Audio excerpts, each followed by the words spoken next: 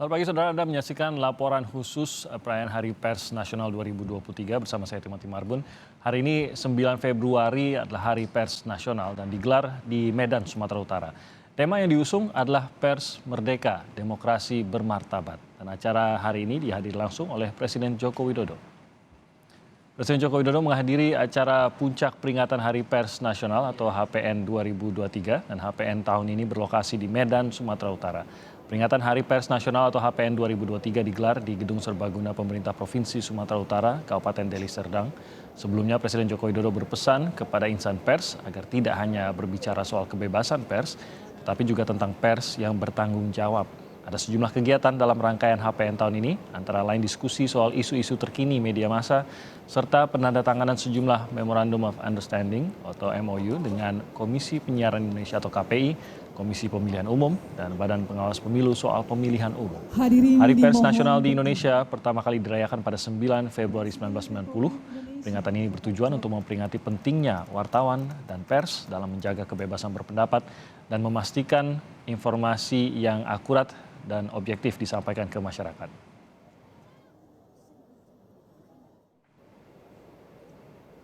Sementara itu, Menko Polhukam Mahfud MD sudah tiba lebih dulu di Gedung Serbaguna Pemerintah Provinsi Sumatera Utara beberapa hari sebelumnya. Mahfud menyebut pers memiliki peran strategis untuk membendung hoax, terutama selama pemilu 2024.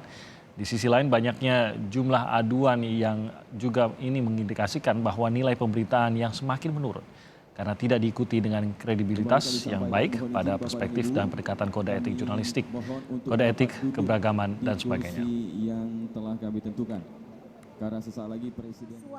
Dan yang Anda lihat adalah apa yang saat ini sedang berlangsung di Medan, Sumatera Utara, yaitu puncak peringatan Hari Pers Nasional 2023 yang tadi kami informasikan dihadiri oleh Presiden Joko Widodo serta sejumlah menteri di jajarannya. Dan tentu saja ini juga diikuti oleh sejumlah insan pers, terutama para pemimpin-pemimpin redaksi yang juga hadir dalam peringatan Hari Pers Nasional tahun ini. Adalah pemberitaan yang dikonfirmasi kebenarannya berdasarkan etika jurnalistik. Sebaliknya, kemerdekaan yang tidak bertanggung jawab berpotensi merugikan kepentingan publik, menghambat pemenuhan hak-hak publik, bahkan dapat mencederai rasa keadilan publik. Bapak Presiden dan hadirin yang saya muliakan, Indeks Kemerdekaan Pers tahun 2022 menunjukkan bahwa kemerdekaan pers di Indonesia masih dalam rentang nilai bebas, di mana pada tingkat nasional. Nah, itu tadi gambar langsung yang kami hadirkan dari Medan, Sumatera Utara, di mana saat ini juga masih berlangsung peringatan Hari Pers Nasional yang dihadiri oleh Presiden Joko Widodo. Dan di Hari Pers Nasional ini kami sudah bersama Yogi Arif Nugraha, Wakil Pemimpin Redaksi Kompas TV di studio. Dan juga ada Mas Adi Prinantio, Redaktur Pelaksana Harian Kompas yang hadir di perayaan Hari Pers Nasional di Medan dan sudah bergabung bersama kami secara daring. Tema Hari Pers Nasional 2023 yaitu Pers Merdeka, Demokrasi Bermartabat. Ini yang akan menjadi pembicaraan kita. Mas Yogi, terima kasih sudah hadir di studio. Terima kasih Tim, selamat pagi Tim. Selamat pagi Mas Yogi. Mungkin selalu berada di balik kamera karena berada di redaksi. Jarang berada di studio justru Mas Yogi. Dan Mas Adi juga sudah mendengar suara saya? Ada Mas Adi ya. Oke, Mas Adi masih ada sedikit gangguan komunikasi dengan Mas Adi. Mas Yogi, saya ke Mas Yogi dulu. Di Hari Pers ini tampaknya 2023 menjadi sedikit lebih spesial juga nih buat Kompas TV karena tentu saja pers termasuk juga Kompas TV ini bersaing untuk memberikan yang terbaik, pemberitaan yang terbaik dan ada parameternya dan tampaknya ya seperti saya bilang tadi agak spesial nih Mas Yogi, saya menceritakan. Iya Tim, betul. Jadi pertama tahun 2023 ini Hari Pers yang sangat bermakna bagi redaksi Kompas TV. Kenapa? Karena tahun ini kita setelah berpuasa hampir 9 tahun, penghargaan Adi Negoro kembali ke redaksi kita. 9 tahun menunggu. 9 tahun. Jadi terakhir itu 2014.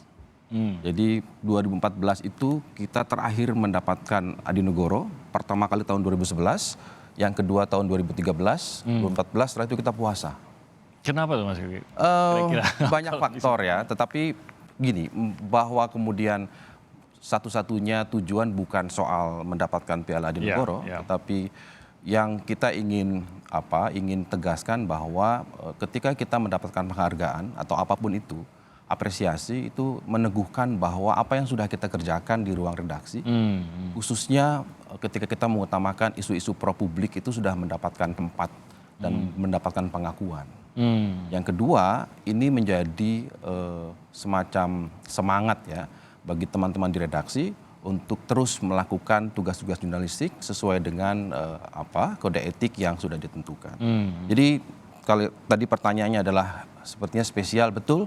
Jadi kami menanti dan cukup dramatis kemarin ketika diumumkan bahwa akhirnya Berkas Kompas mendapatkan penghargaan Adinegoro. Iya, dan itu mungkin bagi yang mengikuti media sosial, beberapa teman-teman di Kompas TV memang sempat memposting detik-detik menuju pengumuman dari Adinegoro tersebut. Ya, agak heboh ya karena itu Tim, karena terakhir 2014. 2014. Ya, 2014 kita menanti cukup lama, hampir setiap tahun masuk sebagai nominator, tetapi baru dapat 2023. Memaknai dapatnya itu apa kalau begitu Mas Yogi? Karena kan bukan tujuan. Yes, kalau betul. mendapatkan Adinegoro itu bukan sebuah tujuan, Persis, gitu. Itu sebuah penghargaan gitu. Tapi berarti kita bukan tiba di tujuan, tapi ini justru mendapat sesuatu untuk membantu insan pers manapun yang mendapatkan penghargaan tersebut. Dalam hal ini redaksi Kompas TV. Memaknai penghargaan tersebut dalam bentuk apa? Dalam kontribusinya? Oke, ya ini gini, tema-tema yang selalu diusung oleh Berkas Kompas dan selalu masuk sebagai nominator dan beberapa di antaranya mendapatkan penghargaan Piala Adinegoro, itu salah satunya adalah memang mengedepankan isu-isu pro publik. Isu-isu yang mendapatkan advokasi di mana publik tidak mendapatkan akses perlindungan dan sebagainya. Yang terakhir ini kan yang mendapatkan di Medan ini kan soal siapa menjaga masyarakat adat. Bagaimana cerita masyarakat adat Natumingka di Kabupaten Toba, Sumatera Utara, mempertahankan 1.600 hektar tanahnya dari penguasaan korporasi besar. Yang kedua, masyarakat adat di Sangihe, ketika dia harus memperjuangkan tanah adatnya dari eksploitasi tambang emas.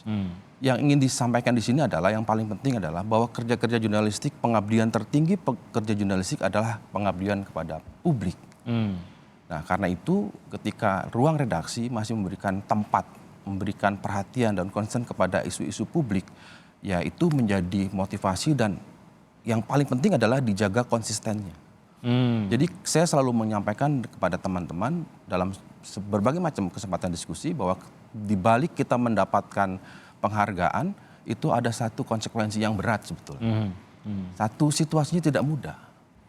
Kami ini kan ada di ruang industri juga. Satu sisi harus mempertahankan keberlangsungan hidup, harus kompetitif di industri, tapi satu sisi juga harus mengedepankan isu-isu publik yang dalam faktanya tidak terlalu diminati, tidak masuk dalam orbit algoritma lah.